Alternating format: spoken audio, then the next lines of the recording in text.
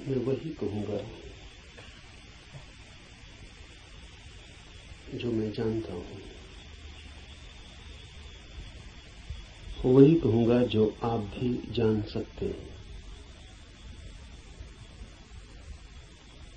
लेकिन जानने से मेरा अर्थ है जीना। जाना बिना जिए भी जा सकता है, तब ज्ञान होता है एक बोझ। उससे कोई डूब तो सकता है, उबरता नहीं। जानना जीवंत भी हो सकता है, तब जो हम जानते हैं वो हमें करता है निर्भर, हल्का, कि हम उड़ सकें आकाश में। जीवन ही जब जानना बन जाता है तभी पंख लगते हैं, तभी जंजीरें टूटती हैं और तभी द्वार खुलते हैं अनंत के।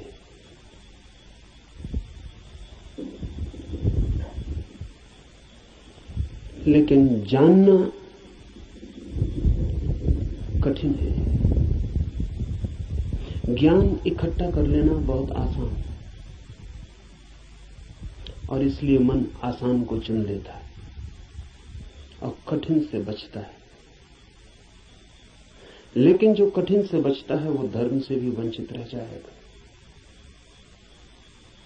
कठिन ही नहीं, जो असंभव से भी बचना चाहता है वो कभी भी धर्म के पास नहीं पहुंच पाएगा।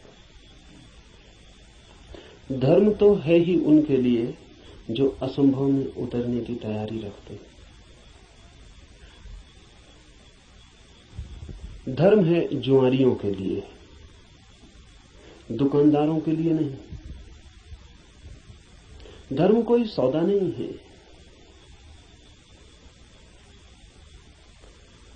धर्म कोई समझौता भी नहीं है। धर्म तो है दांव। जुआरी लगाता है धन को दांव पर, धार्मिक लगा देता है स्वयं को। वही परम धन है। और जो अपने को ही दांव पर लगाने को तैयार नहीं, वो जीवन के गुह रहस्यों को कभी भी जान नहीं पाएगा। सस्ते नहीं मिलते हैं वे रहस्य। ज्ञान तो बहुत सस्ता मिल जाता है। ज्ञान तो मिल जाता है किताब में, शास्त्र में, शिक्षा में, शिक्षक के पास। ज्ञान तो मिल जाता है करीब करीब मुफ्त, कुछ चुकाना नहीं पड़ता है। धर्म में तो बहुत कुछ चुकाना पड़ता है। बहुत कुछ कहना ठीक नहीं, सभी कुछ दांव पर लगा दे कोई तो ही उस जीवन के द्वार खुलते हैं। इस जीवन को जो दांव पर लगा दे उसके लिए ही उस जीवन के द्वार खुलते हैं। इस जीवन को दांव पर लगा देना ही उस जीवन के द्वार की कुंजी है। लेकिन ज्ञान बहुत सस्ता है, इसलिए मन सस्ते रास्ते को चुन लेता है, सुगम को। सीख लेते हैं हम बातें, शब्द, सिद्धांत और सोचते हैं जान लिया। अज्ञान बेहतर है ऐसे ज्ञान से। अज्ञानी को कम से कम इतना तो पता है कि मुझे पता नहीं।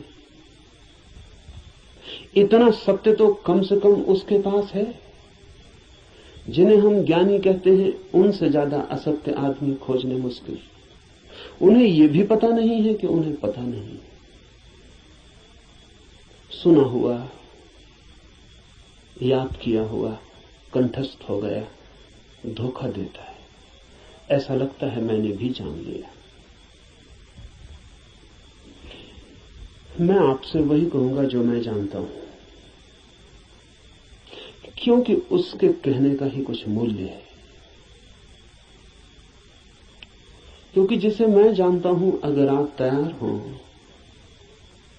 तो उसकी जीवंत चोट आपके हृदय के तारों को भी हिला सकती है। जिसे मैं ही नहीं जानता हूं, जो मेरे कंठ तक ही हो, वो आपके कानों से ज्यादा गहरा नहीं जा सकता। जो मेरे हृदय तक हो, उसकी ही संभावना बनती है। अगर आप साथ दें तो वो आपके हृदय तक जा सकता है। आपके साथ की तो फिर भी जरूरत होगी, क्योंकि आपका हृदय अगर बंद ही हो तो जबरदस्ती उसमें सत्य डाल देने का कोई उपाय नहीं है। और अच्छा ही है कि उपाय नहीं है, क्योंकि सत्य भी अगर जबरदस्ती डाला जाए तो स्वतंत्रता नहीं बनेगा, परतंत्रता बन जाएगा। सभी जबरदस्तियां परतंत्रताएं बन जाती। इसलिए इस जगत में सभी चीजें जबरदस्ती आपको दी जा सकती हैं, सिर्फ सत्य नहीं दिया जा सकता, क्योंकि सत्य कभी भी परतंत्रता नहीं हो सकता। सत्य का स्वभाव स्वतंत्रता है। इसलिए एक चीज भर है इस जगत में जो आपको कोई जबरदस्ती नहीं दे सकता, जो आपके ऊपर थोपी नहीं जा सकती, जो आपको पहनाई नहीं जा सकती, उड़ाई नहीं जा सकती। आपका राजी होना अनिवार्य शर्त है। आपका खुला होना, आपका ग्राहक होना, आपका आमंत्रण, आपका अहोभाव से भरा हुआ हृदय। जैसे पृथ्वी वर्षा के पहले पानी के लिए प्यासी होती और दरारें पड़ जाती हैं, इस आशा में पृथ्वी जगह जगह अपने ओंठ खोल देती है कि वर्षा हो। ऐसा जब आपका हृदय होता है तो सत्य प्रवेश कर रहा है।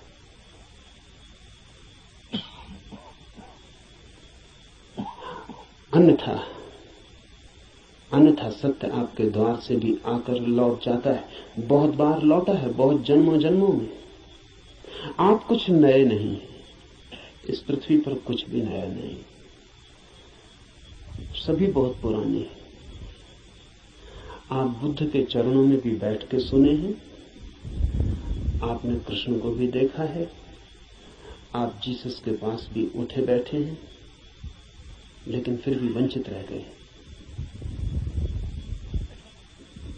क्योंकि कभी भी आपका हृदय तैयार नहीं था। आपके पास से बुद्ध की सरिता बहती निकल गई है, महावीर की सरिता बहती निकल गई, आप प्यासे रह गए। आनंद रो रहा था जिस दिन बुद्ध के प्राण छूटने को थे और छाती पीट रहा था, और बुद्ध ने उससे कहा कि तू रोता क्यों है? जरूरत से ज्यादा मैं तेरे पास था 40 वर्ष, और अगर 40 वर्ष में भी नहीं हो पाई वो घटना, तो अब रोने से क्या होगा? मेरे मिटने से इतना परेशान क्यों हो रहा है? तो आनंद ने कहा है, इसलिए परेशान हो रहा हूं कि आप मौजूद थे और मैं न मिट पाया। अगर मैं मिट जाता तो आपको मेरे भीतर प्रवेश मिल जाता। 40 साल नदी मेरे पास बहती थी और मैं प्यासा रह गया, और अब मैं रोता हूं क्योंकि जरूरी नहीं है कि ये नदी कब किस जन्म में दोबारा मुझे मिलेगी।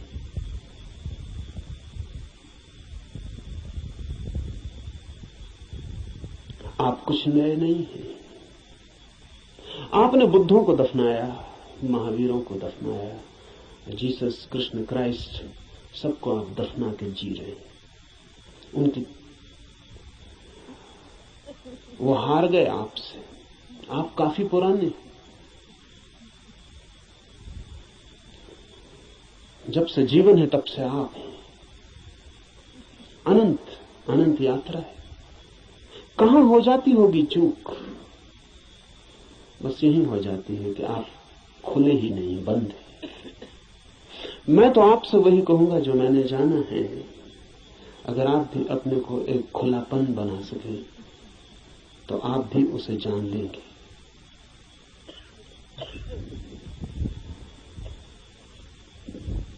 और ऐसा नहीं है कि कोई कठिनाई है बहुत, एक ही कठिनाई है और वो आप हैं। कुछ लोग कुतूहल से चलते हैं, जैसे राह चलते बच्चे पूछ लेते हैं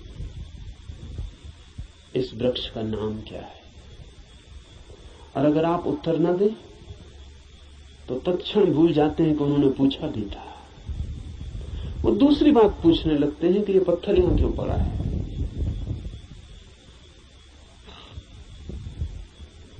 पूछने के लिए पूछते हैं, जानने के लिए नहीं पूछते। बिना पूछे नहीं रह सकते हैं, इसलिए पूछते हैं, जानने के लिए नहीं पूछते। जो लोग कुतूहल से जी रहे हैं वो अभी भी बचकाने हैं। अगर आप ऐसे ही पूछ लेते हैं कि ईश्वर क्या है, जैसे कि कोई बच्चा राह चलती दुकान देख के पूछ लेता हो कि ये खिलौना क्या है, तो आप अभी बच्चे हैं। और बच्चा तो माफ किया जा सकता है, आप माफ नहीं किए जा सकते। कुतूहल नहीं चलेगा। धर्म कोई खिलवाड़ नहीं है बच्चों का। और फिर उत्तर भी मिल जाए तो उससे कोई प्रयोजन नहीं है। बच्चे का मजा पूछने में है। उसने पूछा, यही उसका मजा है। आप उत्तर देंगे भी तो उस उत्तर में उसे कोई बहुत रस नहीं है। क्या बात? मनस्विद कहते हैं कि बच्चे नया नया बोलना सीखते हैं तो अपने बोलने का अभ्यास करते हैं पूछ पूछ कर। जैसे बच्चा नया नया चलना सीखता है तो बार बार उठ के चलने की कोशिश करता है, बोलना सीखता है तो बार बार बोलने की कोशिश करता है। इसलिए बच्चे एक ही बात को कई दफा कहते हैं। इसलिए कई दफा कहते हैं क्योंकि उन्हें बोलने का एक नया अनुभव, एक नया आयाम मिला है। उस नए आयाम में वे तैर के अभ्यास कर रहे हैं। इसलिए कुछ भी पूछते हैं, कुछ भी बोलते हैं। अगर आप भी धर्म की दुनिया में कुछ भी पूछ रहे हैं, कुछ भी बोल रहे हैं, कुछ भी सोच रहे हैं और कोई गहरी जिज्ञासा नहीं है, बस कुतूहल है, तो अभी आप और कुछ बुद्धों को दफनाएंगे। अभी और न मालूम कितने बुद्धों को आपके साथ मेहनत करनी पड़ेगी।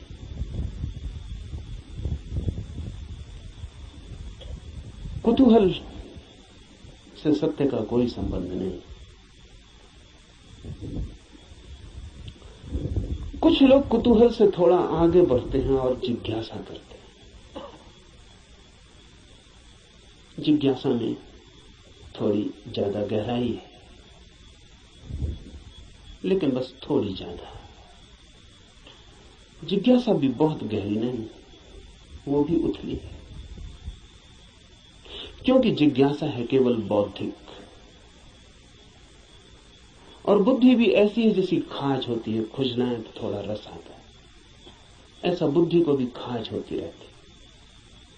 ईश्वर है, आत्मा है, मोक्ष है, ध्यान क्या है, करने के लिए नहीं। ईश्वर क्या है, जानने के लिए नहीं, चर्चा के लिए, बातचीत के लिए।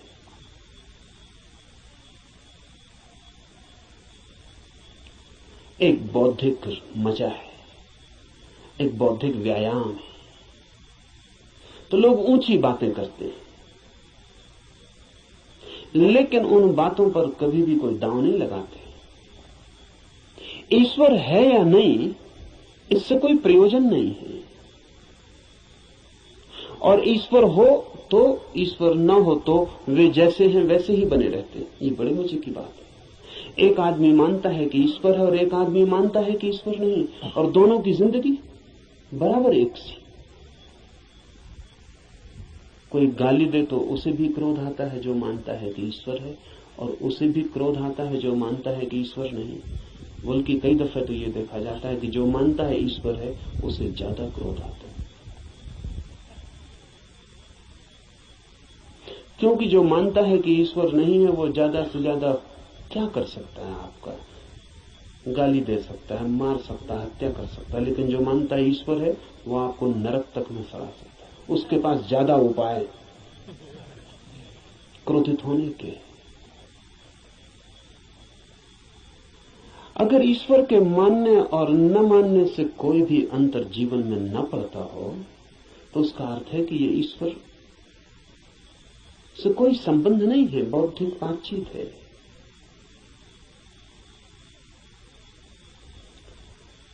ऐसी जिज्ञासा हो तो आदमी दार्शनिक हो जाता है, चिंतन मनन करने लगता है, शास्त्र अध्ययन करने लगता है, बहुत सिद्धांत इकट्ठे कर लेता है, पक्ष में विपक्ष में सोच लेता है, वाद विवाद करता है, शास्त्रार्थ करता है, लेकिन जीता कभी नहीं।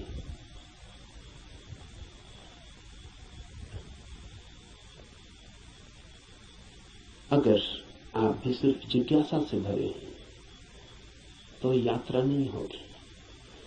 जिज्ञासा से भरे हुए लोग वे हैं जो मील के पत्थर के पास बैठ जाते हैं और पूछते हैं मंजिल क्या है, कितनी दूर है, और सदा यही पूछते हैं, लेकिन कभी उठ के चलते नहीं।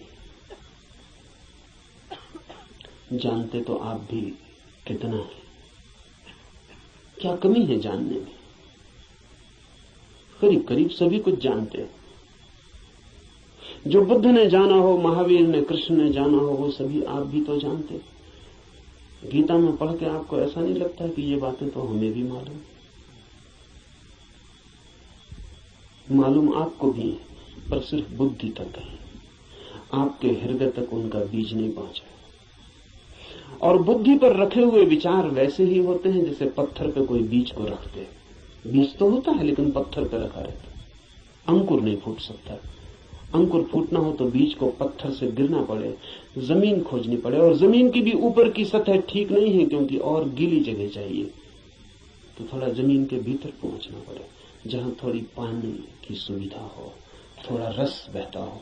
बुद्धि पर पत्थर की तरह बीज रख जाते हैं, हृदय तक जब तक न गिर जाएं तब तक गीली जगह नहीं मिलती। हृदय में थोड़ा रस रहता है, थोड़ा प्रेम, वहां थोड़ा पानी, वहां कोई बीज गिरे तो अंकुरित होता है, नहीं तो कभी अंकुरित नहीं होता। जिज्ञासु व्यक्तियों के पास बहुत कुछ होता है, लेकिन पत्थर पर रखे हुए बीजों की भांति। जमीन भी ज्यादा दूर नहीं होती, लेकिन थोड़ी यात्रा भी मुश्किल है।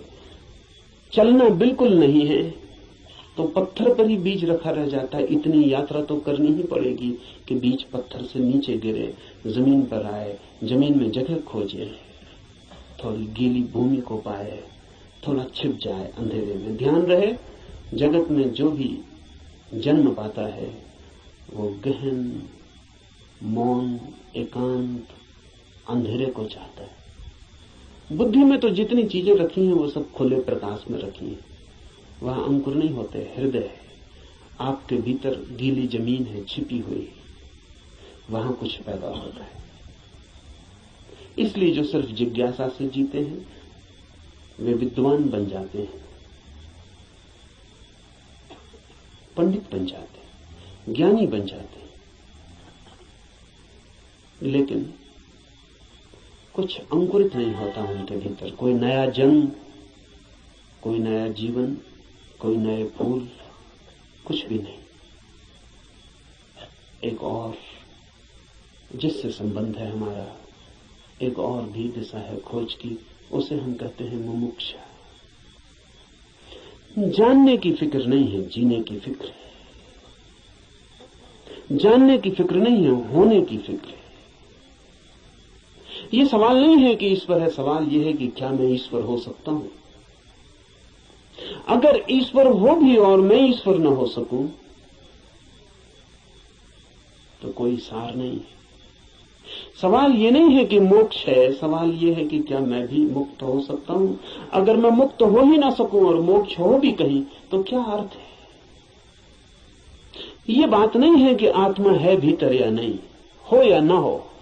सवाल असली यह है कि क्या मैं आत्मा हो सकता हूं। मुमुक्षा है होने की खोज, और जब कोई होना चाहता है तब दांव पर लगना पड़ता है। इसलिए कहता हूं धर्म है जुआरियों का काम। वही कहूंगा जो मैं जानता हूं, जो जिया है। अगर आप तैयार हुए दांव पर लगाने को, तो जो मेरा अनुभव है वो आपका अनुभव भी बन सकता है। अनुभव किसी के नहीं होते, जो भी लेने को तैयार हो उसी के हो जाते हैं। सत्य पर किसी का कोई अधिकार नहीं, जो भी मिटने को राजी है वही उसका मालिक हो जाता है। सत्य तो उसका है जो भी उसे मांगने की तैयारी दिखलाता है, जो भी अपने हृदय के द्वार खोलता है और उसे पुकारता है।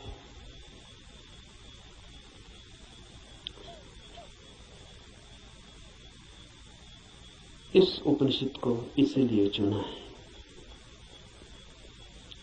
ये उपनिषद अध्यात्म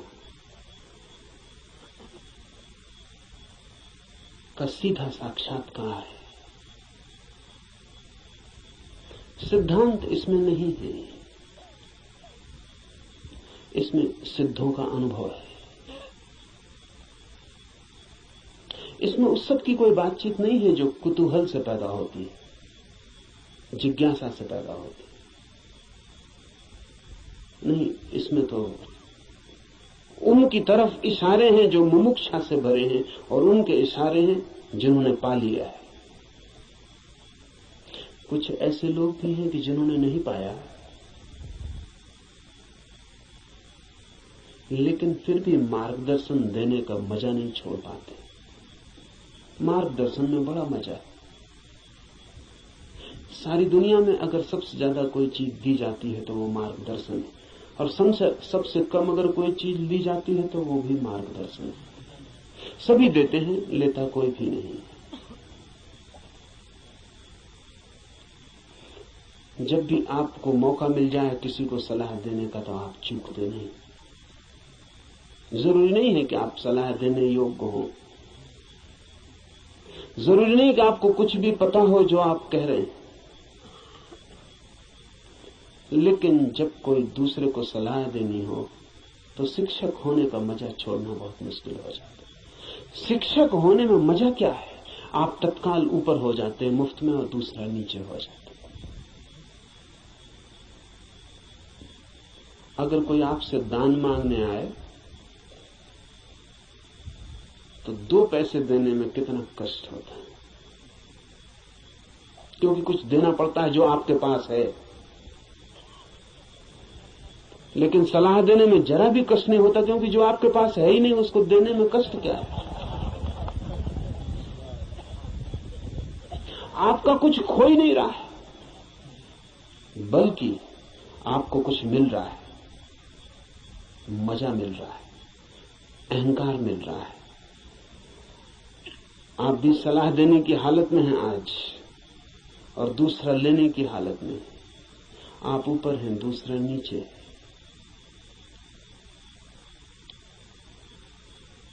इसलिए कहता हूं कि इस उपनिषद में कोई सलाह, कोई मार्गदर्शन देने का मजा नहीं है, बड़ी पीड़ा है। क्योंकि उपनिषद का ऋषि जो दे रहा है वो जान के दे रहा है, वो बांट रहा है कुछ बहुत हार्दिक, बहुत आंतरिक।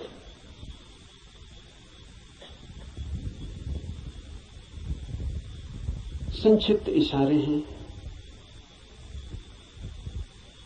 लेकिन गहरे हैं, बहुत थोड़ी सी चोटें हैं लेकिन प्राणघातक है। और अगर राजी हो तो तीर सीधा हृदय में चुभ जाएगा और जान लिए बिना न रहेगा, जान ही ले लेगा। इसलिए थोड़ा सावधान, थोड़ा सचेत, क्योंकि ये सौदा ही खतरनाक है। इसमें पागल हुए बिना कोई मार्ग ही नहीं है, इसमें अपने को मिटाए बिना पाने का कोई उपाय ही नहीं। यहां तो खोने वाले ही बस पाने वाले बनते, और इसीलिए इस उपनिषद को भी चुन लिया है। ऐसे तो सीधा ही आपसे कह सकता हूं, कोई कारण इस उपनिषद को चुनने का नहीं है, बहाना, आड़। क्योंकि तीर सीधा मारो आदमी बच सकता है, उपनिषद की आड़ से थोड़ी सुविधा रहेगी,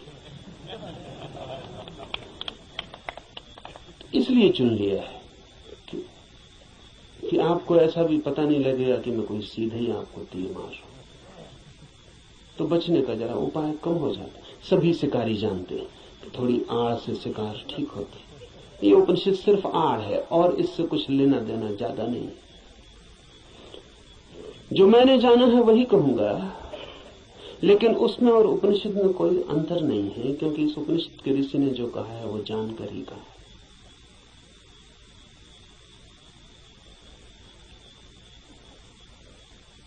यह उपनिषद अध्यात्म की सूक्ष्मतम रहस्यों का उद्घाटन है। लेकिन अगर मैं उपनिषद पर ही बात करता रहूं तो डर है कि बात ही रह जाए। इसलिए चर्चा तो पृष्ठभूमि होगी। इस चर्चा के साथ साथ प्रयोग, जो कहा है, जो इस ऋषि ने देखा है या जो मैं कहता हूं मैंने देखा है, उस तरफ आपके चेहरे को मोड़ने की कोशिश, उस तरफ आपकी भी आंखें उठाने, उस तरफ आपकी भी आंखें उठाने का प्रयास, वही मुख्य होगा। उपनिषद की बात तो सिर्फ हवा पैदा करने के लिए होगी कि आपके चारों तरफ वे तरंगें पैदा हो जाएं, कि आप भूल जाएं 20वीं सदी को, पहुंच जाएं उस लोक में जहां ये ऋषि रहा होगा। मिट जाए ये जगत जो चारों तरफ बहुत बेरौनक और बहुत कुरूप हो गया है, और याद आ जाए उन दिनों की जब ये ऋषि जिंदा रहा होगा। एक हवा, एक वातावरण, बस उसके लिए उपनिषद। पर उतना काफी नहीं है, जरूरी है, काफी नहीं है। तो जो मैं कहता हूं, अगर आप उसको सुन के ही रुक जाते हैं तो मैं मानूंगा आपने सुना भी नहीं, क्योंकि सुन के जो चलता नहीं है मैं नहीं मान सकता कि उसने सुना है। अगर आप सोचते हैं कि सुन के आपकी समझ में आ गया, इतनी जल्दी मत करना। सुन के समझ में आता होता तो हम कभी के समझ गए होते। सुन के ही समझ में आता होता तो इस दुनिया में समझदारों की कमी ना होती, ना समझ खोजना मुश्किल हो जाता। मगर ना समझ ही ना समझ, सुन के कुछ भी समझ में नहीं आता। सुन के सिर्फ शब्दों पे मुट्ठियां बन जाती। सुन के नहीं, करके ही समझ में आता है। इसलिए सुनना करने के लिए, समझने के लिए नहीं। सुनना करने के लिए, करना समझने के लिए।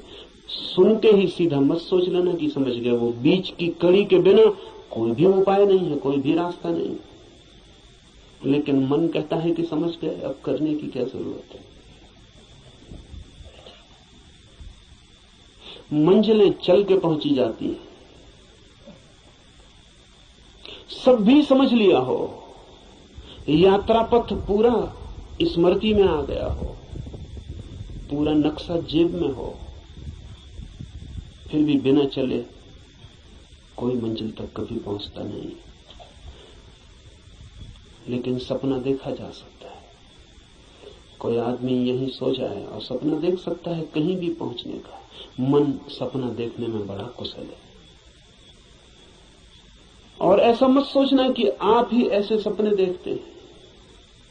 जिनको आप बहुत बुद्धिमान कहते हैं वे भी इसी तरह के सपने देखते रहते हैं। साधु हैं, सन्यासी हैं, महात्मा हैं, वर्षों वर्षों से खोज में लगे हैं, लेकिन कहीं इंच भर नहीं पहुंचते, यात्रा ही नहीं करते। वो जो वर्षों से खोज में लगे हैं, वो सारी की सारी खोज वर्तुलाकार है। बुद्धि में ही वर्तुल बन जाता है, भंवर बन जाता है। उसी भंवर में घूमते रहते हैं। फिर उस भंवर में सब समा जाता है। वेद समा जाते हैं, उपनिषद समा जाते हैं, कुरान है, बाइबलें समा जाती हैं। उस भंवर में सब समा जाता है, लेकिन एक इंच भी गति नहीं होती। उपनिषद की हम चर्चा करेंगे, उपनिषद समझाने के लिए नहीं, उपनिषद बन जाने के लिए। यहां सुन के कुछ कंठस्थ हो जाए और आप भी बोलने लगे तो मैंने आपका नुकसान किया, मैं फिर आपका मित्र साबित न हुआ।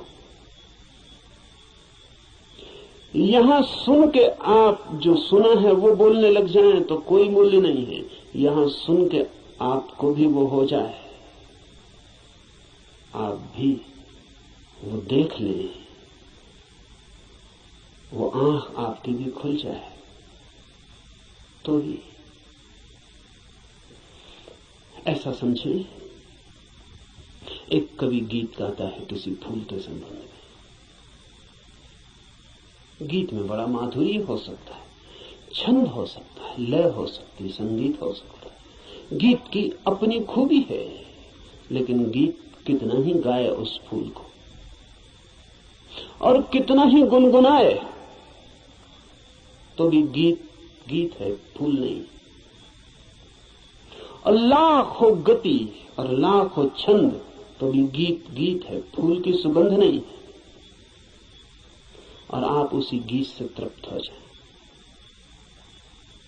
तो आप भटक गए।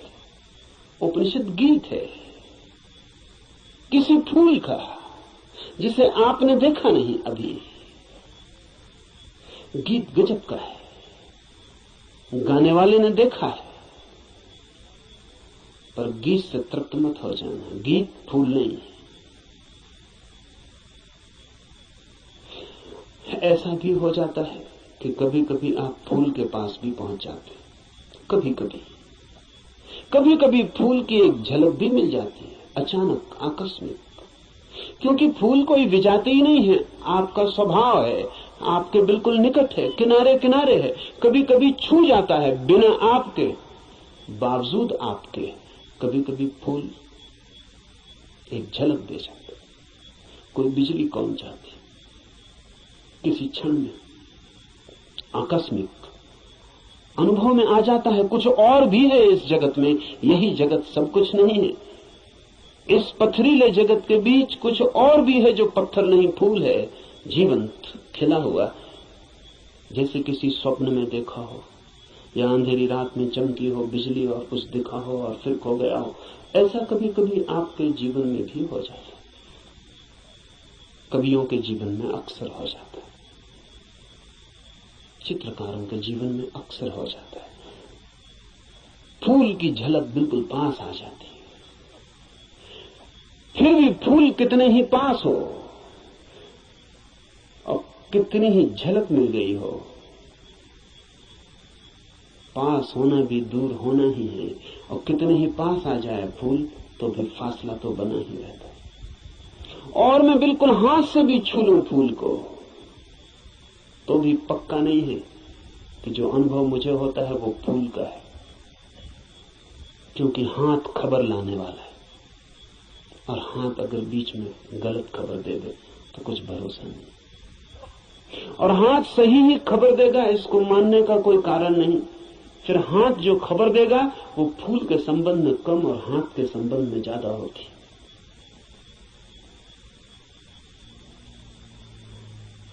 फूल ठंडा मालूम पड़ता है, जरूरी नहीं कि फूल ठंडा हो सकता है हाथ गर्म हो, इसलिए फूल ठंडा मालूम पड़ता है।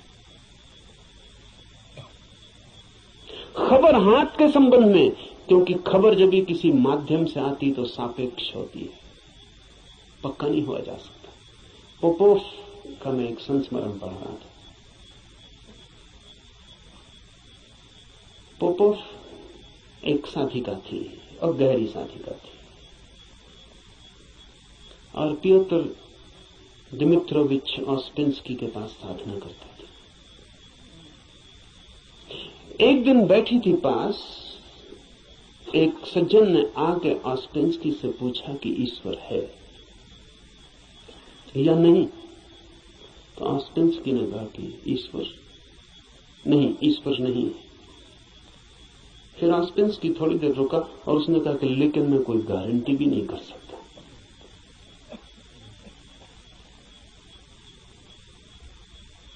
क्योंकि जो भी मैं जानता हूं वो सब माध्यम से जाना गया है। कभी आंख से देखा है लेकिन आंख का भरोसा क्या, कभी कान से सुना है लेकिन कान गलत सुन सकता है, कभी हाथ से छुआ है लेकिन हाथ का क्या कहना। अभी तक सीधा नहीं देखा है, अभी तक आमने सामने नहीं हुआ हूं, इसलिए कोई गारंटी भी नहीं। अभी तक जो भी जाना है उसमें मुझे ईश्वर का कोई अनुभव नहीं हुआ, लेकिन जरूरी नहीं कि ईश्वर ना हो। इससे सिर्फ मेरी खबर मिलती कि मेरे अनुभव क्या है, इसलिए मैं कोई गारंटी नहीं कर सकता कि नहीं ही है। इसलिए मुझ पर भरोसा करके मत रुक जाए, खोजना। जब भी माध्यम से कुछ घटता है तो भरोसे का नहीं।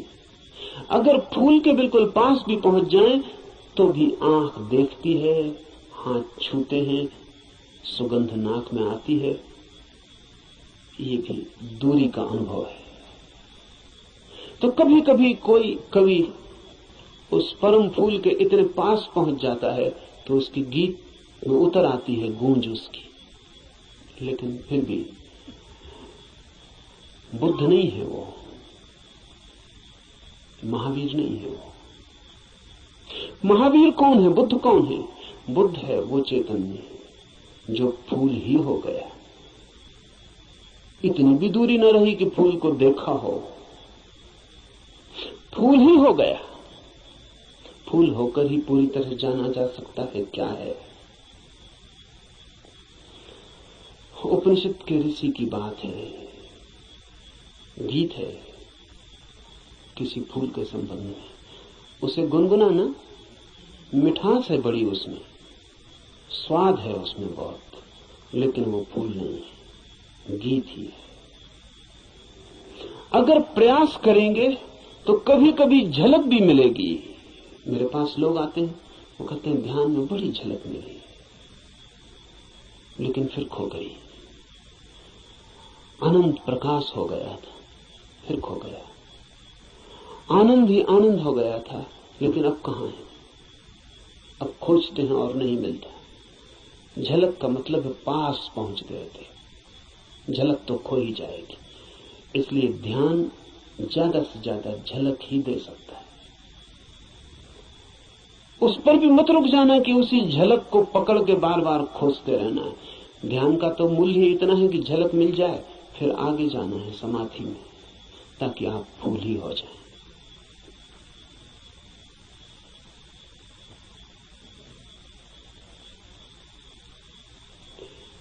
ध्यान में है झलक, समाधि में है हो जाना। झलकों पे मत रुकना। झलकें बड़ी प्रीतिकर, सारा जगत बासा मालूम पड़ने लगता। एक झलक ध्यान में मिल जाए उस जीवंत की, फूल की, उस खिलावट की जो भीतर है, तो सारा जगत फीका और व्यर्थ हो जाता है। लेकिन फिर कुछ लोग झलकों को पकड़ लेते हैं और उन्हीं को दोहराने लगते हैं और सोचते हैं सब हो गया। नहीं, जब तक आप ही ना हो जाएं, ईश्वर ही जब तक आप ना हो जाएं, तब तक भरोसा मत करना कि ईश्वर है। हो सकते हैं, क्योंकि है ही। खोलना है जरा, उघाड़ना है जरा। छिपे हैं, मौजूद हैं अभी और यहीं। थोड़े से वस्त्र हैं और बड़े झीने वस्त्र हैं कि चाहें तो अभी उतार के फेंक दें और नग्न हो जाएं और ईश्वर हो जाएं। लेकिन बड़ी पकड़ है। झीने तो हैं लेकिन पकड़ गहरी। क्यों है ये पकड़ इतनी? ये पकड़ है क्योंकि हम सोचते हैं ये वस्त्र ही हमारा होना है, यही हम है। इसके अलावा हमें कुछ और किसी अस्तित्व का पता नहीं। इस उपनिषद में इशारे होंगे उस अस्तित्व के जो वस्त्रों के पार है।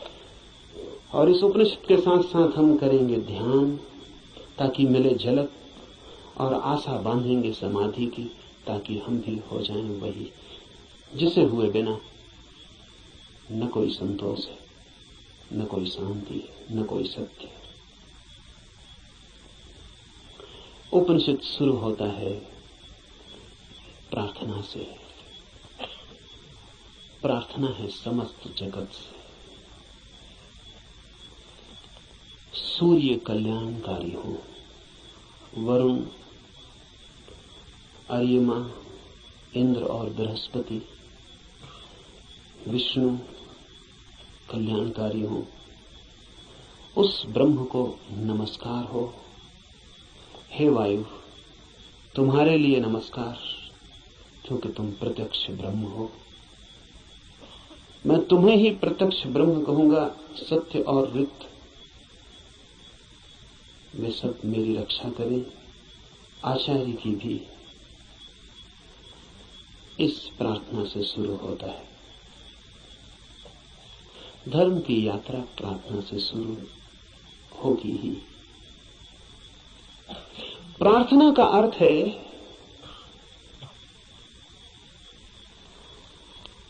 आस्था, आशा। प्रार्थना का अर्थ है इस सारे जगत के साथ हमारे जुड़े हुए होने का भाव। प्रार्थना का अर्थ है मुझ अकेले से क्या होगा।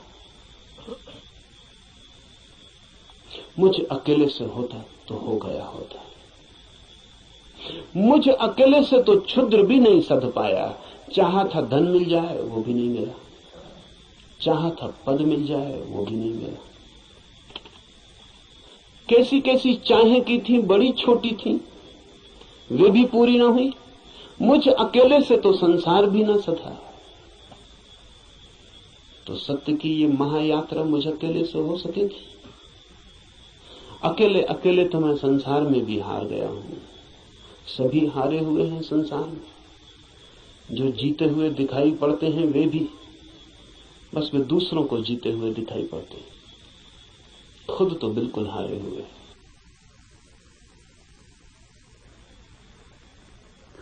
आप भी अपने को हारे हुए दिखाई पड़ते होंगे, औरों को तो आप भी जीते हुए दिखाई पड़ते हैं। आपसे भी पीछे लोग हैं जो आपको समझते हैं पा लिया आपने, जीत गए संसार में। लेकिन भीतर से अगर हम आदमी को देखें तो एक एक आदमी हारा हुआ है। संसार पराजय की लंबी कथा है, वहां जीत होती ही नहीं, वहां जीत हो ही नहीं सकती, वो संसार का स्वभाव नहीं। वहां हार ही नियति है, किसी की नहीं, किसी व्यक्ति की नहीं, संसार में होने की नियति ही हार है। वहां हार नहीं होगा, वहां कोई कभी जीतता नहीं। वहां हम नहीं जीत पाए जहां क्षुद्र था, स्वप्न था, शंकर कहते हैं माया है, वो माया में भी हार गए। सपना था, भ्रम था, वहां भी तो जीत ना पाए। जब भ्रम में भी हार गए, सपने में भी न जीते, तो यथार्थ में, सत्य में अकेले से क्या होगा। प्रार्थना का अर्थ है संसार में पराजित हुए व्यक्ति का यह अनुभव कि जन्मों जन्मों तक चेष्टा करके मैं हार गया, क्षुद्र में तो विराट में मेरी सामर्थ्य। इसलिए प्रार्थना, इसलिए सारे जगत को पुकारा है ऋषि ने कि मुझे साथ देना। सूर्य को पुकारा है, वरुण को पुकारा, ये सब नाम हैं, प्रतीक हैं जीवन की समस्त शक्तियों की। सूर्य को पहले पुकारा है क्योंकि सूर्य हमारा जीवन है, उसके बिना हम नहीं होंगे। हमारे भीतर सूर्य ही जीता है, जलता है। उधर सूर्य बुझ जाए, यहां हम बुझ जाए। सूर्य ही हमारा प्राण है, इसलिए पुकारा। कहा वायु को नमस्कार है, विशेष रूप से वायु को नमस्कार कहा है इस प्रार्थना में, क्योंकि तुम प्रत्यक्ष ब्रह्म हो। अजीब सी बात है, थोड़ा सोचे, बड़े मजे की बात है, क्योंकि वायु है बिल्कुल अप्रत्यक्ष और सब चीजें प्रत्यक्ष। सूर्य को कहा होता प्रत्यक्ष ब्रह्म हो, जीते जागते जलते प्रखर, समझ में आता। सूर्य को नहीं कहा प्रत्यक्ष ब्रह्म, कहा वायु को जो बिल्कुल दिखाई पड़ती नहीं, बिल्कुल अप्रत्यक्ष। कहां है प्रत्यक्ष वायु? सिर्फ अनुमान है कि है, लगता है कि है, भासता है कि है, दिखाई तो पड़ती नहीं। आंख के सामने कहां है? प्रत्यक्ष का मतलब है आंख के सामने है। जो आंख के सामने वायु बिल्कुल नहीं है, पत्थर पहाड़ सब आंख के सामने, वायु नहीं है। लेकिन ऋषि कहता है हे वायु नमस्कार तुम्हें, क्योंकि तुम प्रत्यक्ष ब्रह्म हो। इसलिए कहा कि वायु जैसे दिखाई नहीं पड़ती और है, और आंख को दिखाई नहीं पड़ती फिर भी आंख को छू रही है प्रतिपल। ऐसा ही परम सत्य है, दिखाई नहीं पड़ता, छू रहा है प्रतिपल। वायु दिखाई नहीं पड़ती क्योंकि हमारे पास देखने वाली आंख नहीं है। वायु तो यहां है, वायु के बिना तो हम भी नहीं हो सकते। वही तो हमारी श्वास में हमें संभाले, उसका ही आवागमन तो हमारा सारा जीवन है, जो इतने निकट है। श्वास है जो हमारी, वो भी दिखाई नहीं पड़ती क्योंकि हमारे पास आंखें बड़ी स्थूल है। तो हम जो बहुत मोटा मोटा है, स्थूल स्थूल है, वो देख लेते हैं। जो सूक्ष्म है वो हमें दिखाई नहीं पड़ता। वायु सूक्ष्मतम है, हमारे सामने मौजूद है, भीतर मौजूद है, बाहर मौजूद है, रोए रोए में मौजूद है और दिखाई नहीं पड़ती। इसलिए कहा कि तुम प्रत्यक्ष ब्रह्म हो, तुम ठीक ब्रह्म जैसी हो। वो भी यहां मौजूद है और दिखाई नहीं पड़ता, और रोए रोए में वही समाया है, रोआ रोआ वही है, और फिर भी उसका कोई पता नहीं चलता। इसलिए वायु को नमस्कार किया है कि हम वायु को तो जानते हैं, ब्रह्म को नहीं जानते। वायु से एक धागा जोड़ा है कि ब्रह्म में ठीक वायु जैसा है। इसलिए मैं तुम्हें प्रत्यक्ष ब्रह्म कहूंगा। ऋषि कहता है वायु को सत्य और ऋत के नाम से भी कहूंगा, क्योंकि तुम ठीक उस जैसी हो जो है और जिसका हमें पता नहीं, जो हम स्वयं हैं और जिसका हमें पता नहीं, जो अभी और यहां सदा से मौजूद है और हमें उसका पता नहीं। लेकिन ये खोज पूरी हो सके अगर सब देवता रक्षा करें। देवता से अर्थ है सदा से जीवन की अनंत अनंत शक्तियां, और जीवन है एक विराट जाल अनंत शक्तियों का। आपका होना भी एक विराट जाल है अनंत शक्तियों का। मिलता है आप में सूर्य, मिलता है वरुण, मिलता है इंद्र, मिलती है वायु, मिलती है अग्नि, मिलती है पृथ्वी, सब कुछ मिलता है आकाश, सब आप में मिलते हैं। अगर एक व्यक्ति को हम पूरा का पूरा जान लें तो हमने बीज रूप में समस्त अस्तित्व को जान लिया। सब कुछ उसमें है, सबका दान उसमें है, सब मिलकर ही उसका अस्तित्व है। इन सब की सहायता की प्रार्थना है। लेकिन क्या सूर्य सहायता करेगा?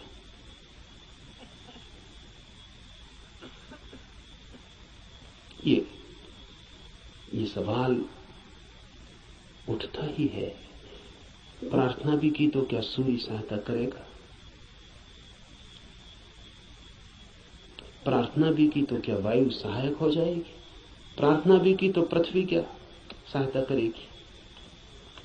पृथ्वी की सहायता और सूर्य की सहायता का सवाल नहीं है।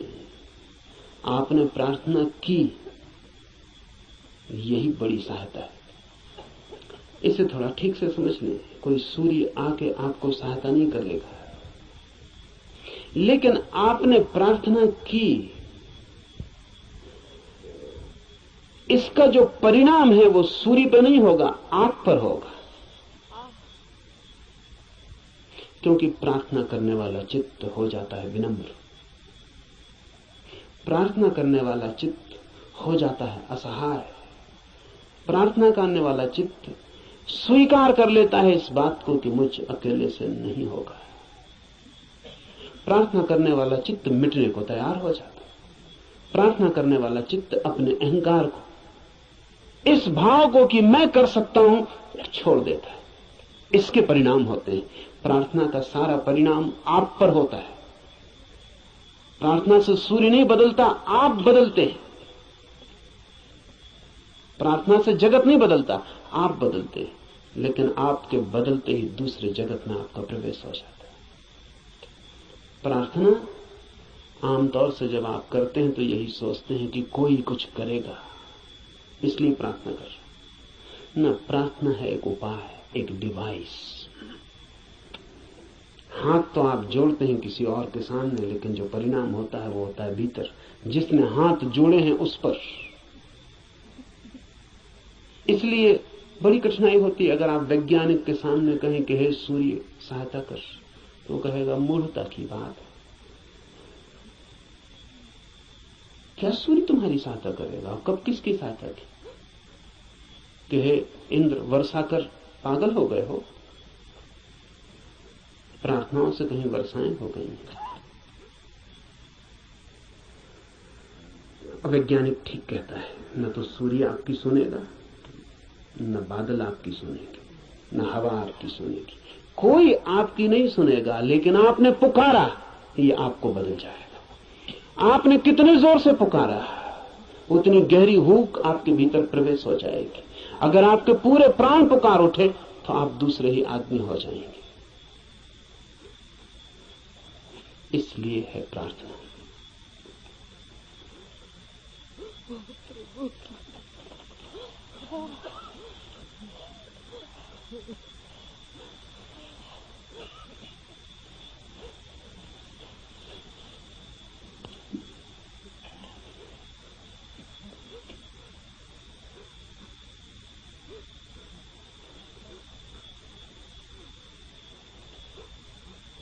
Jean-Paul Sartre has named his autobiography Words.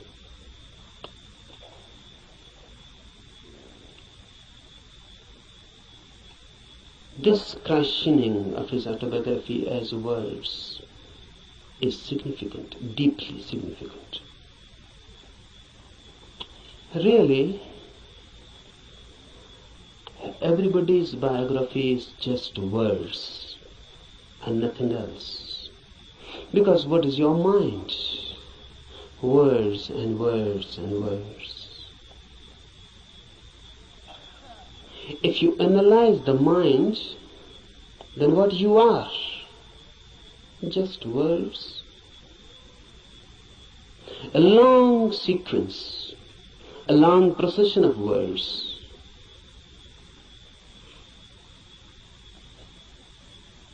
This is everybody's autobiography.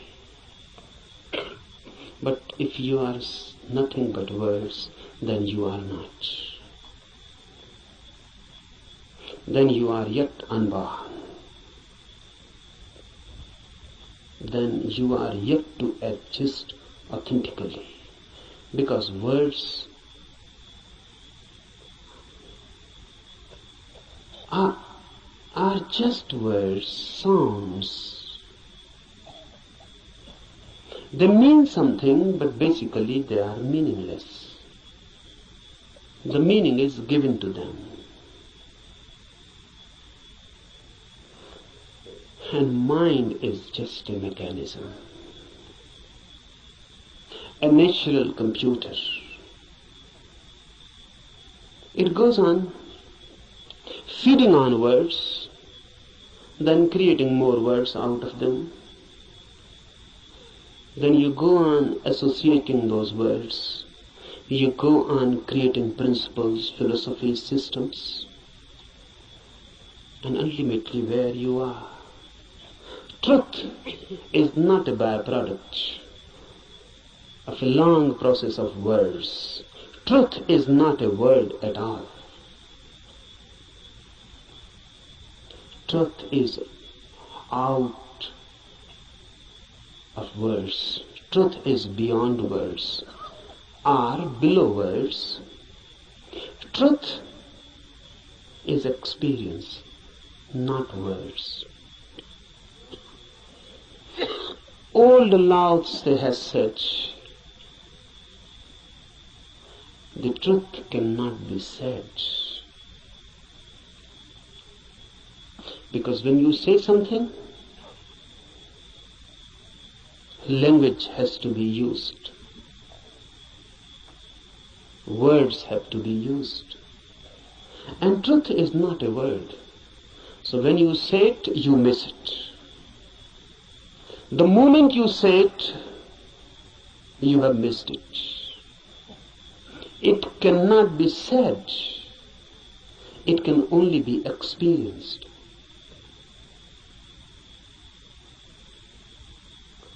It can only be lived. Unless you live it, you cannot know it. But we know. That's the problem. Rather, we know too much. We know more than enough. What's our knowledge? Words accumulated. You can accumulate them logically, rationally. You can create and edifice a beautiful system. Just as you can make a house with playing cards. But you cannot live in it. It is house just as a name. You cannot live in it. Out of words you can create a palace, a system, a philosophy, but you cannot live in it. Philosophers create beautiful systems, but they always live out of them. They cannot live in it. That is impossible. Nothing is wrong with them. The very system is such that it cannot be lived. One Immanuel Kant, or some Hegel,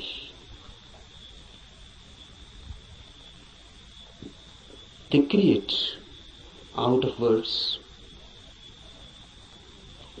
principles, hypotheses. They go on explaining the whole universe. but they themselves remain unexplained. They can explain the whole cosmos. They can say how the world was created. They can say what is the destiny. And look in them, dig deep, and you find a very miserable man, just as unhappy as anyone, as in hell as anyone.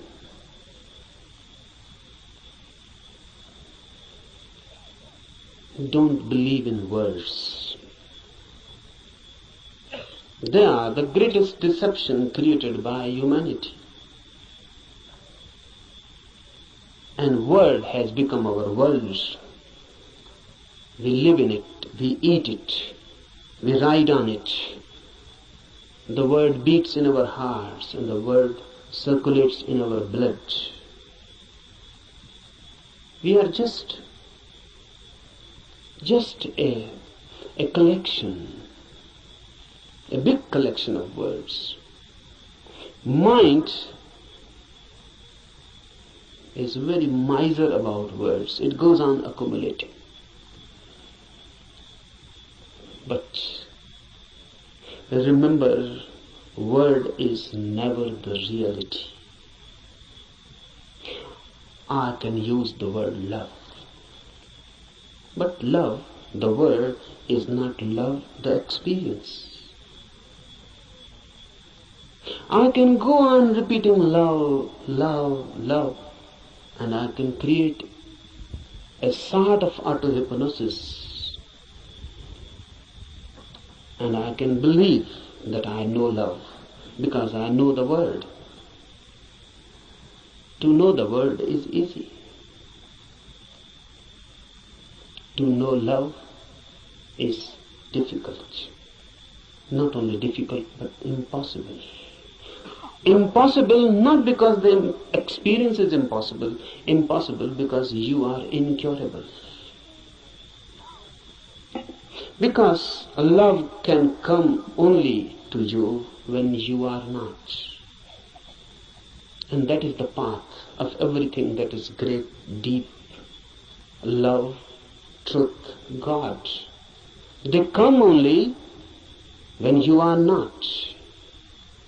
Your non-being becomes the passage. Someone was asking Mozart. Mozart was one of the greatest musicians of the world. Rare, unique. Someone asked him, which music you like most? And Mozart is reported to have replied, no music, sir. No music I like most.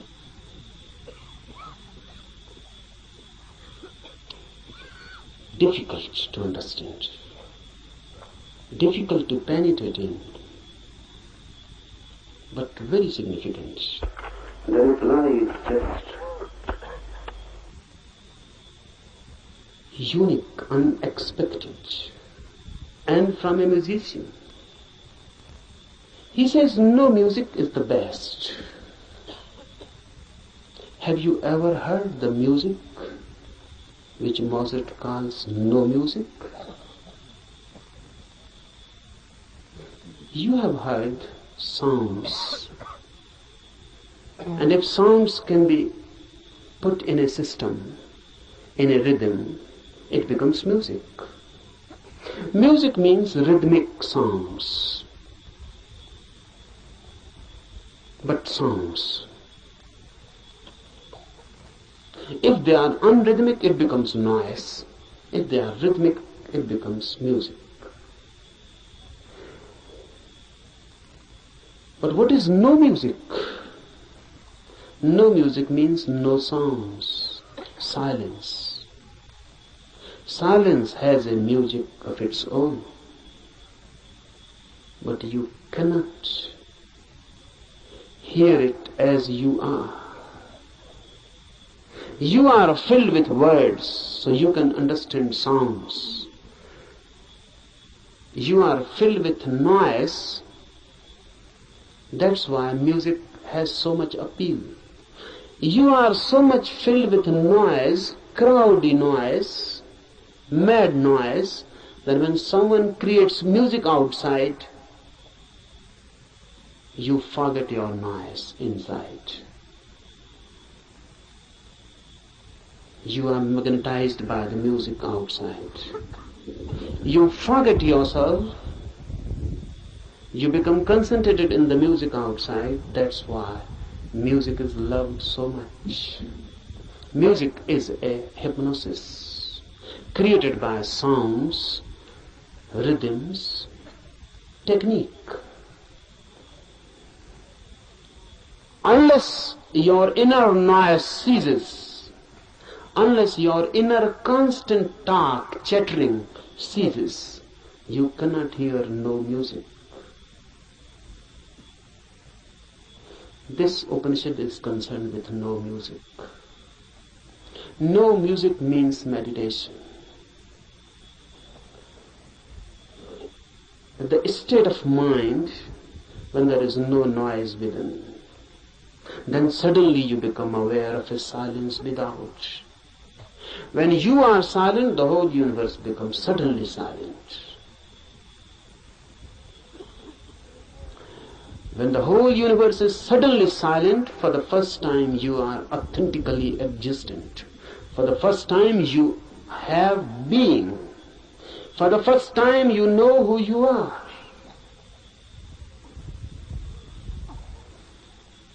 No music is meditation. No noise inside creates the possibility, the situation in which you can hear the soundless silence which is everywhere, just here and now. It is there, but you are chattering inside. You cannot hear it. You are too much engaged, too much occupied. It cannot penetrate you. Become silent, and silence begins to penetrate you. And when your silence and the silence of the universe meet, you have encountered God. You have come face to face. This is what is meant by immediate Brahma. Immediate experience of the divine, when your silence meets the silence of the universe. When these two silences meet, they become one. Because two silences cannot be two. Remember this.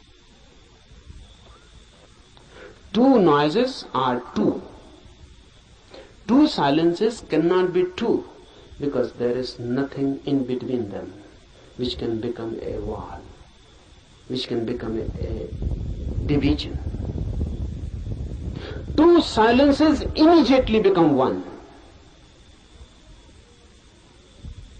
They cannot remain two, because where is the point which can divide them? So when your inner silence meets the silence of the universe, you are no more, neither is the universe. A new oneness. You explode into a new oneness. You are Brahma, not encountering really, because there is no other. Note this point, because Upanishads are the first teachings in the world which say you cannot see God.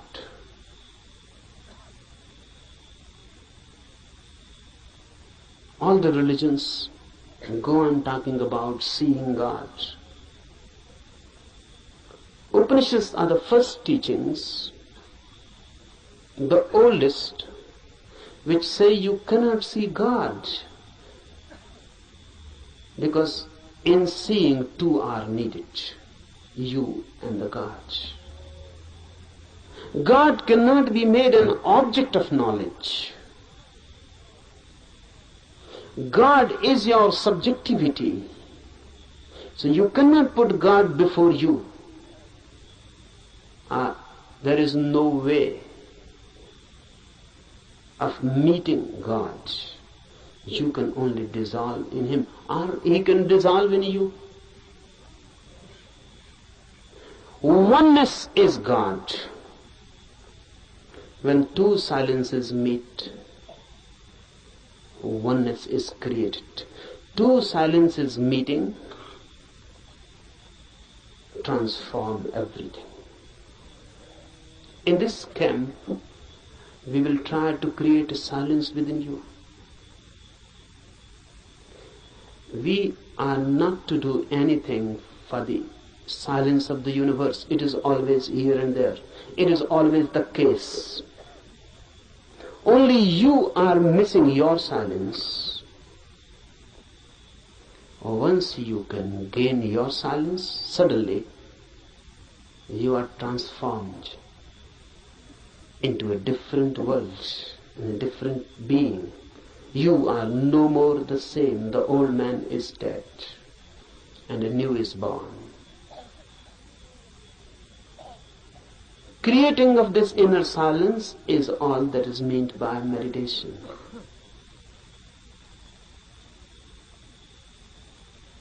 Remember this. We are not interested in teachings. Teachings are of no use in themselves unless they are practiced. We are interested in this Upanishad only as a practical device. The Upanishad is not for me some doctrine to be believed, or some system to be believed, or some philosophy to be believed. Upanishads are practical guides. They believe not in changing your mind, but in changing you. They are not concerned with any change of your ideology. They are concerned with you directly, with your being. Remember this, knowing is your periphery and being is your center. Knowledge is added to you, being can never be added. Being is that which you are already. Knowledge is that which goes on being added to you. And it happens, unfortunately, it happens for many, that their being becomes just more and more burdened with their knowledge. Knowledge is going to be piled up on you by the society, by culture, by everything. Knowledge is utilitarian. It is needed. So everyone goes on accumulating knowledge. Knowledge is power. It gives you energy, particularly to move in the world, to act in the world. It helps. It is instrumental. But if you become too much identified with this knowledge, you forget that you are more than what you know. Then you forget that you are pillars to your knowledge. Then you forget that your foundational being is not your knowing. What you know is just your memory. how to penetrate this knowing and to reach the innermost center which you are. Silence, no music, non-chattering, no inner talk. But how to do it? It is difficult. It is difficult because you can start a new talk inside. How to stop it? How to meditate? You can start a new talk. That will not do. The way to do is to throw this inner nonsense out completely. To go through a catharsis. Whatsoever goes on in, make it out, throw it, express it. If you can throw all your mind out, you create a space within. In that space, silence happens. So, we are not going here to sit silently with closed eyes and making an effort to stop the inner talk, the inner noise. You cannot do that way. You can only add something more to it. Your efforts for stopping anything inside will create more noise. So here we will be concerned with the technique of expression, not suppression. We will be throwing the mind out. Throw it out completely. Throw it out so much that inside no mind happens. Even for a single moment you can find inside there is no mind, no talk, no words. You have tasted something of the beyond. Immediately, you are in tune with the infinite. This we are going to do. This is not a camp for teaching anything. I am not going to teach you something. I am going to help you to grow into something, to be something different. Cooperate with me, because unless you cooperate, nothing can be done. This cooperation is not only needed from you, you must ask, you must request, you must invite and pray, so that all the forces of the world, all the forces of the universe cooperate with you. That's why this Upanishad, Adhyatma Upanishad, starts with a prayer. This prayer is beautiful. Om, let the sun be beneficent for us, and Varun, and Aryama, and Indra, Brihaspati, and all be beneficent for us. Let Vishnu be beneficent for us. Salutations to that Supreme, O air, salutations unto you, for you are immediate Brahma, the Absolute, the Supreme. I shall call thee alone the immediate Brahma. I shall also call thee Ritha and Satya, the law and the reality. Let them protect me. Let them protect the Acharya, the teacher. Om Shanti, Shanti, Shanti. With prayer we start. Why? Because man alone is helpless. Man alone cannot do anything. Because man alone is nothing. Man is just a meeting point of million and million forces. In you, every universal force is crossing. You are just a crossroad. The sun, the air, the earth, the fire, the ether, everything is passing through you. You are just a crossroads. Remember this, because then you become part of this cosmos. And this is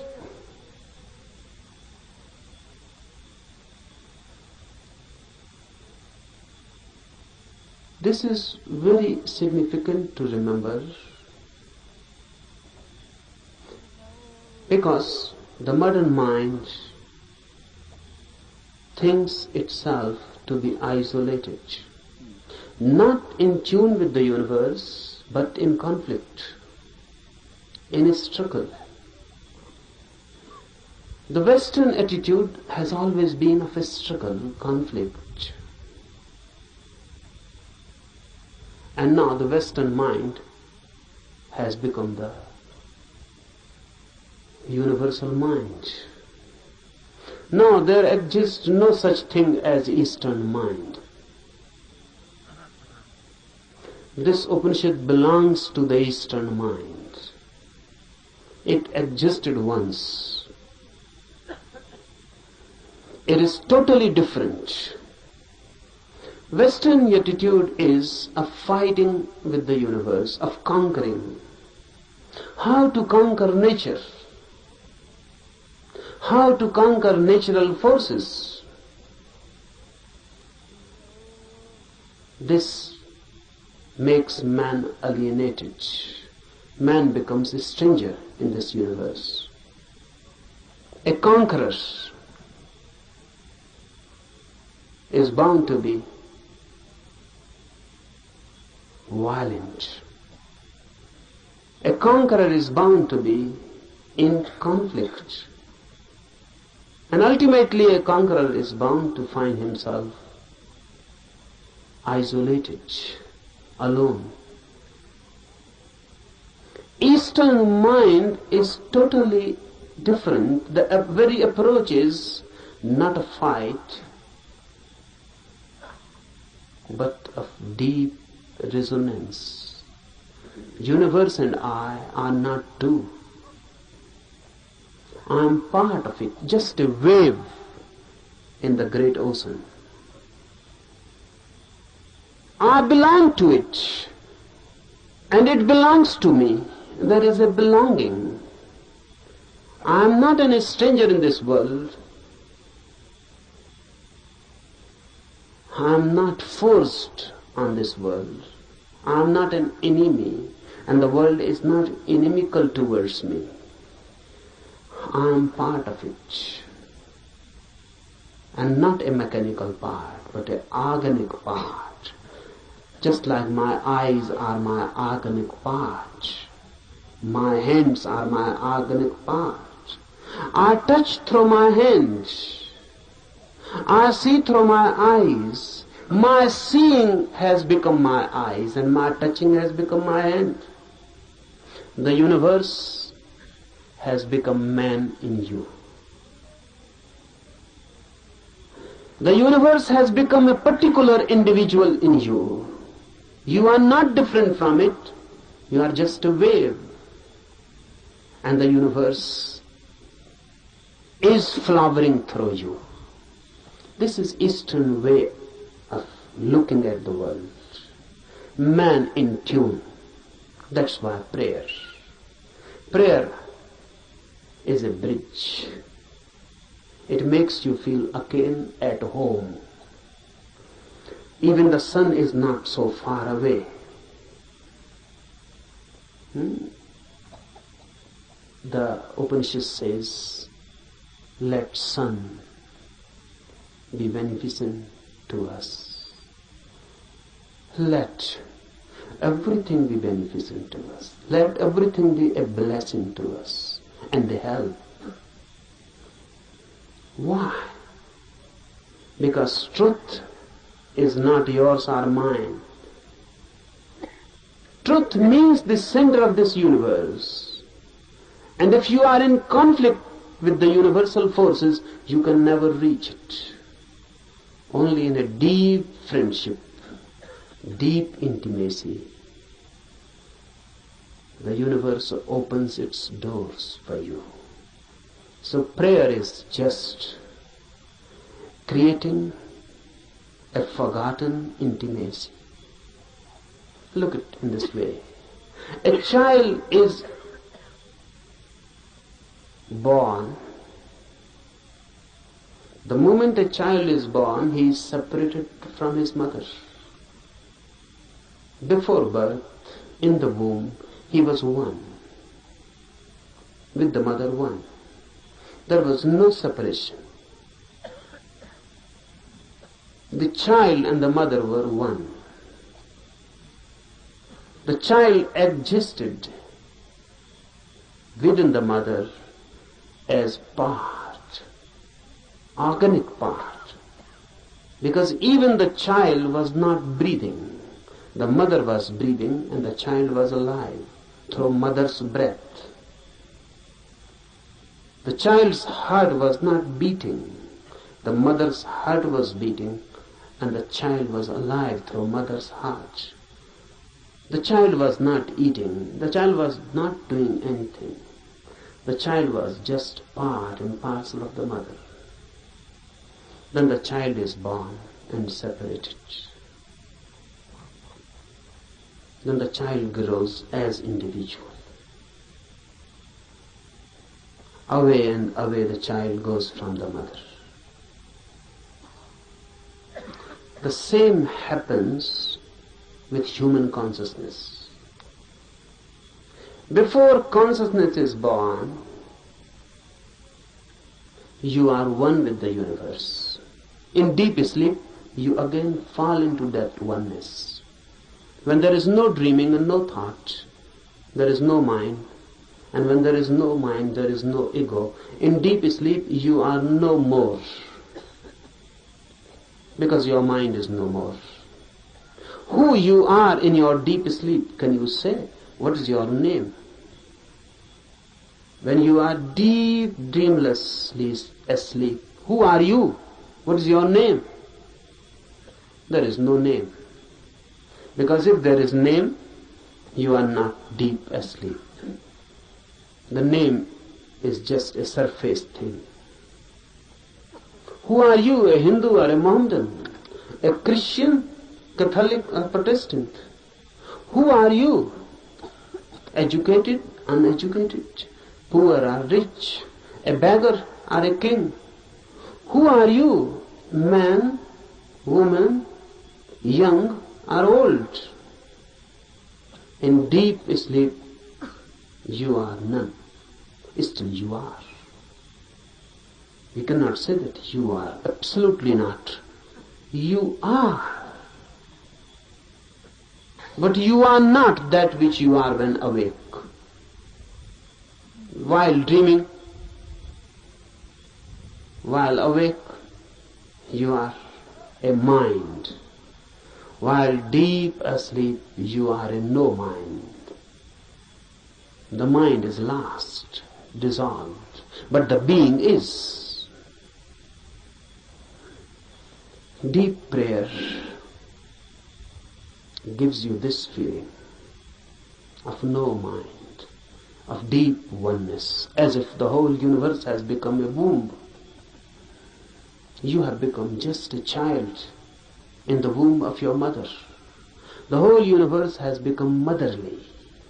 No conflict, just prayer. Just a feeling and a trust. Prayer is a trust. The child in the womb of his mother cannot distrust, or can. How can he distrust? He trusts his mother totally. He is no mind, so how can he doubt? How can he distrust? Whatsoever the mother is good, is beneficial.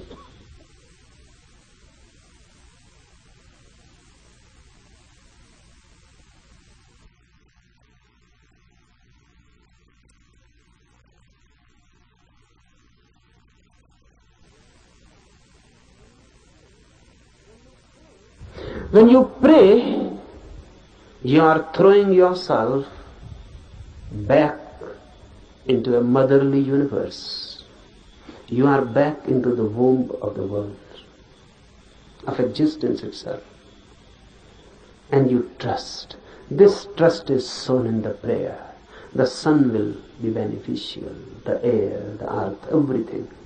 All the forces of the universe will be helpful. This is a deep trust. How it works? What is the mechanism of it? Is it that all these forces are going to help you? No. No one is going to help you. But the moment you create this trusting, this prayer attitude, this prayerful attitude, once you create this bridge, all the barriers are withdrawn. Those barriers were created by you, now they are withdrawn. You are not in fight. You are ready to surrender. You are not going to conquer. You are ready to surrender. You are ready to withdraw your ego. They are not going to help you positively, but now negatively. All the problems, all the barriers, all the hindrances that were bound to be created by your ego will not be created anymore. Now you will not be your enemy. Understand this deeply. These forces, once taken as deeply related with you, intimate, friendly, homely, and the whole universe taken as a home, a motherly womb, then your fighting attitude dissolves. Then your conflicting mind dissolves. Then your violence, then your ego, the effort to be constantly this or that, the very beginning dissolves. And if you have no ego and a prayerful mind, suddenly, with full awakening, you fall into deep sleep. This is the mystery. Suddenly, with full awareness, you fall into deep sleep. That's why Upanishad has constantly declared that samadhi, the ultimate ecstasy which is achieved by meditation, is just like deep sleep with one difference. And that difference is awareness. In deep sleep you are unaware, unconscious. In samadhi, in ecstasy, you are conscious, aware. But the phenomena is the same. In deep sleep you become part of the cosmos. In samadhi, ecstasy, you become part of the cosmos. In sleep you are unconscious. What is happening? In samadhi you are fully conscious. And once you can become consciously a part of this universe, you have achieved the goal. So from tomorrow morning, we will try to re-enter the womb of the universe by dissolving ourselves, by throwing away the main disease of human mind, the ego, by surrendering, by being receptive. We are not going to conquer the truth. Rather, on the contrary, we are going to allow the truth to conquer us.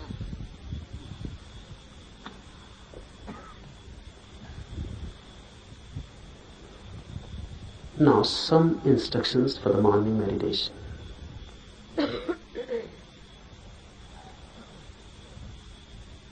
First,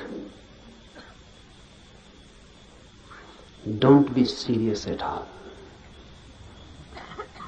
For this whole camp, don't be serious at all. I consider seriousness to be a fatal disease.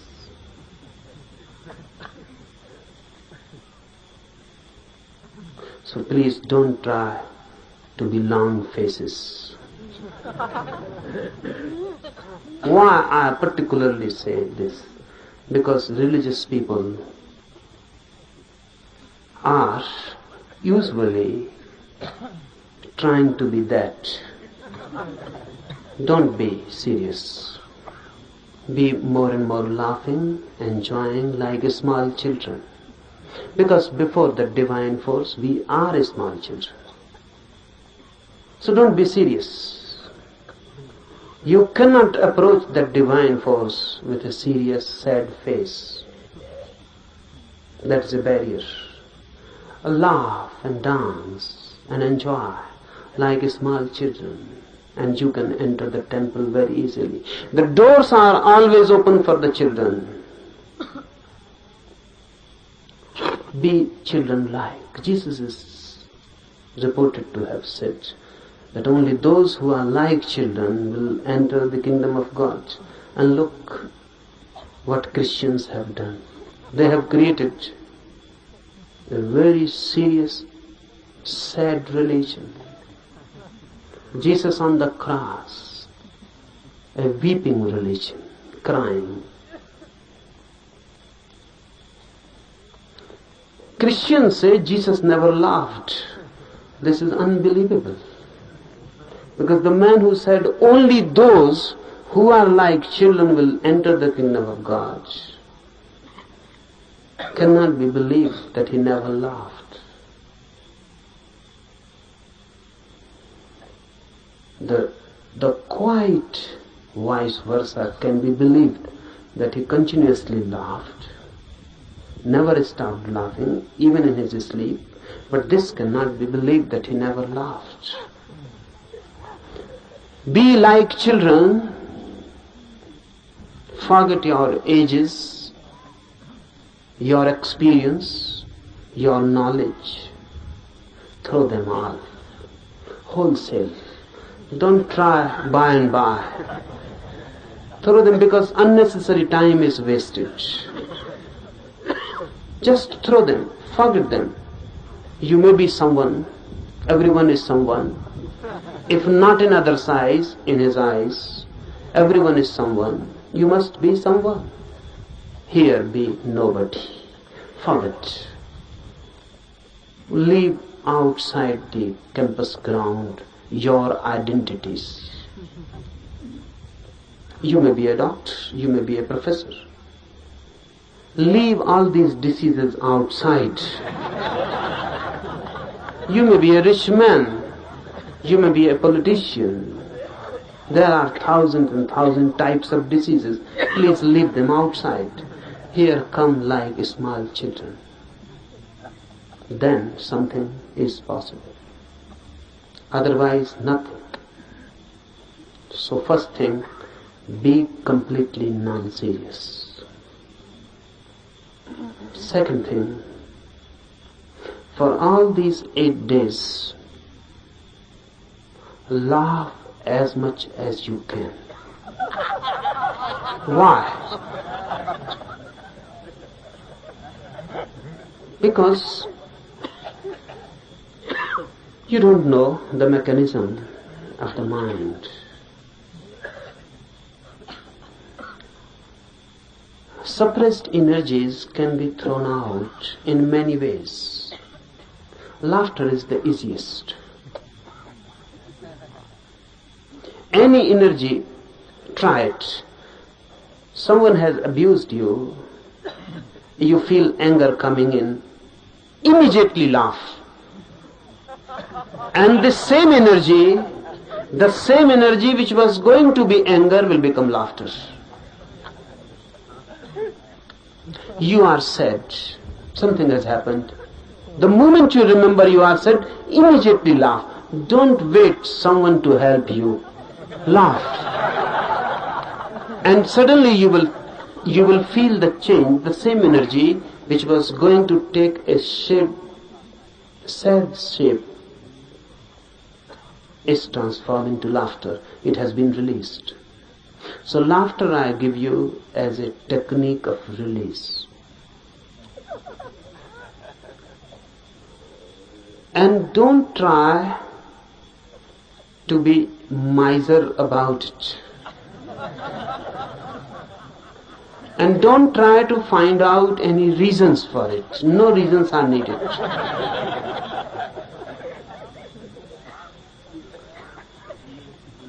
Take it as a help for meditation.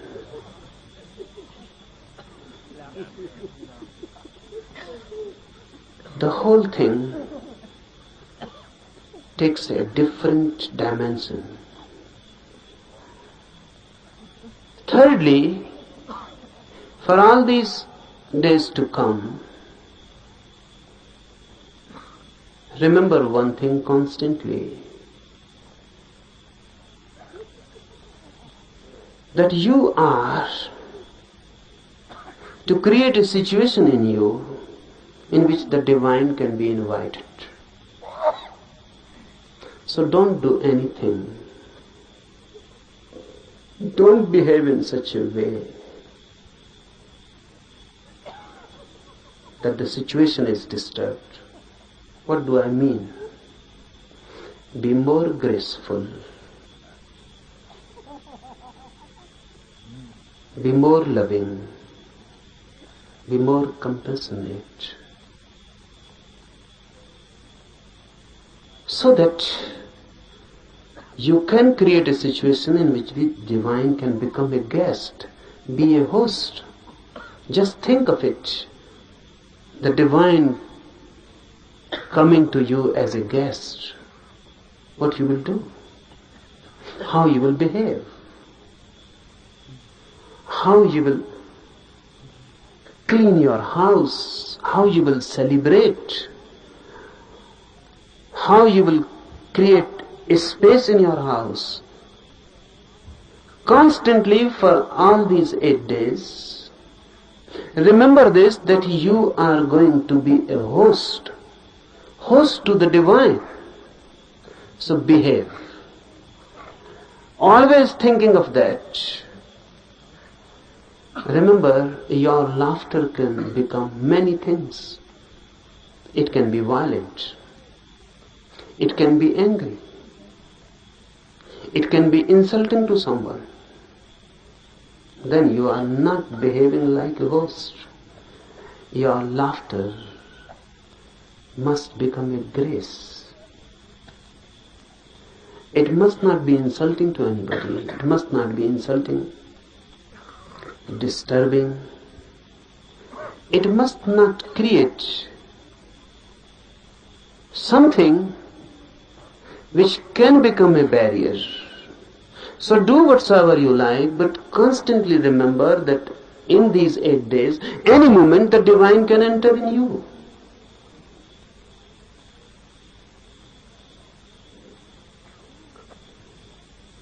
Any moment the divine can enter. So remember that you are ready to receive. Don't talk much, fourthly. Don't talk much. If you can be silent completely, that's better. If you cannot be, then less and less talk. Be telegraphic. Use as many words are absolutely necessary. That will conserve energy. Our talking is much a wastage. Conserve energy. Don't talk. Don't read. In the morning we will be doing meditation, in the afternoon, in the night. The remaining time, be more and more silent, happy, blissful. Sit somewhere, don't waste time in talking, and just wait. Remember this word, wait. Everyone knows the meaning, but no one knows the experience. Sometimes when you really wait, you are waiting for your beloved or your lover to come. You are a different man. A different quality enters in you. You are waiting for your beloved. Someone passes by the door, you just become eyes. The whole energy is transformed into eyes. Someone knocks on the door, you become attentive. The beloved may have come. Even the rustling of the leaves outside, dry leaves falling on the ground, and you feel the beloved has come. You are constantly alert. Alert, but not tense. Alert, but waiting.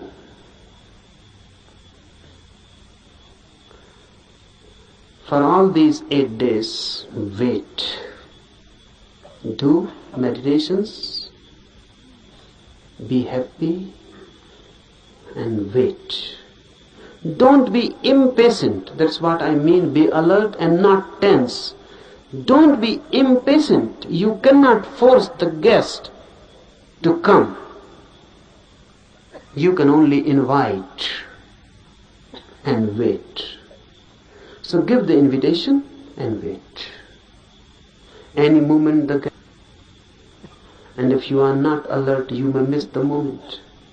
Any moment the guest can come, and you are angry and talking to someone else, you may miss him. Any moment the phenomena is possible, but if you are not there, you may miss for lives. No one can say when the next moment of such opportunity will come. Wait. And lastly, meditation needs you in your totality, nothing less. If you withhold something and just do it half-heartedly, it is better not to do it, because the whole effort is useless. You will be simply tired and nothing will happen. So unnecessarily, why tire yourself?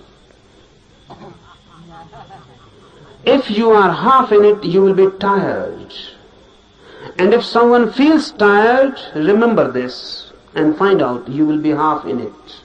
If you are totally in it, you will be refreshed, not tired. This is the difference.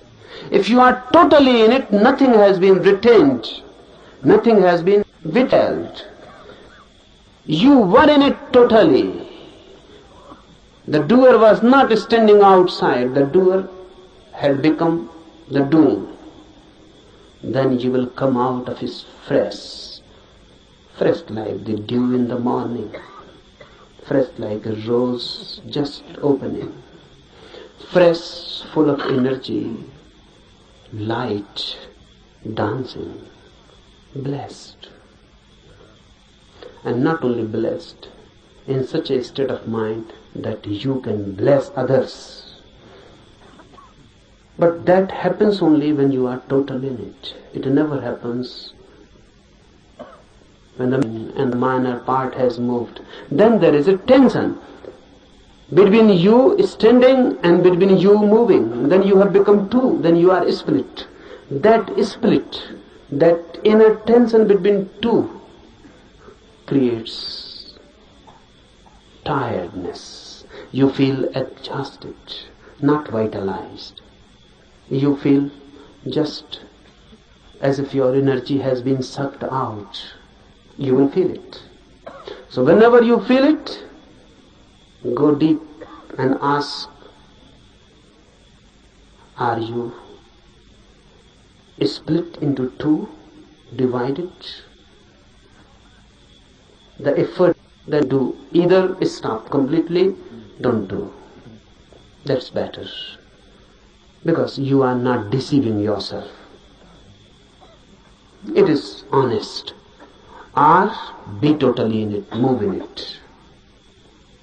When you move totally in it, it has a different quality. Suddenly, there is no tension, no conflict, no struggle within. Your whole being has gone into it. And you have never gone into anything as total.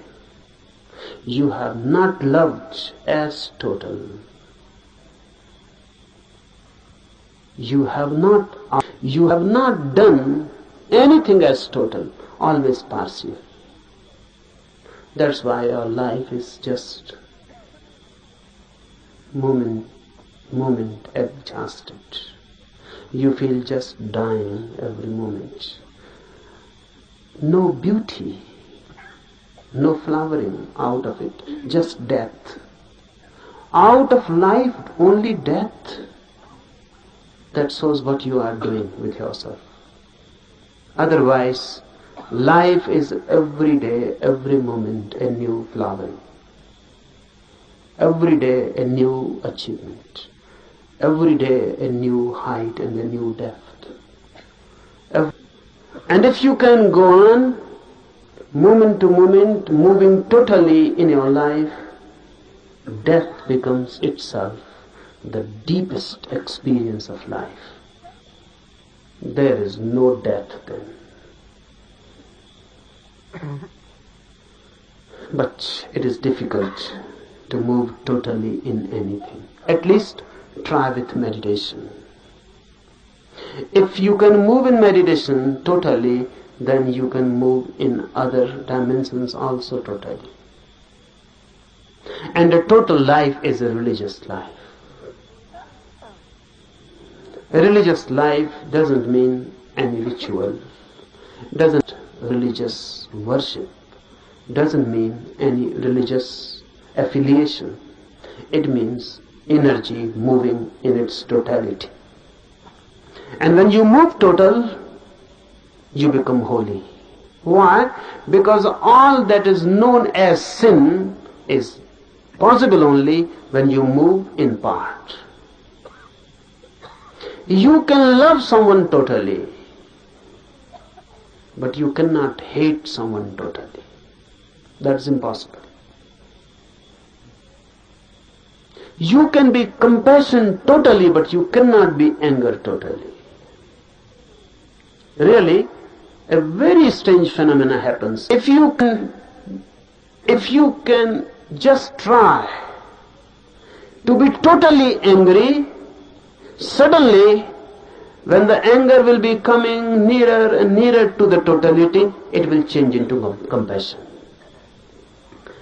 If you can try just to be angry totally with your full being, you will reach to the 99 degree of anger.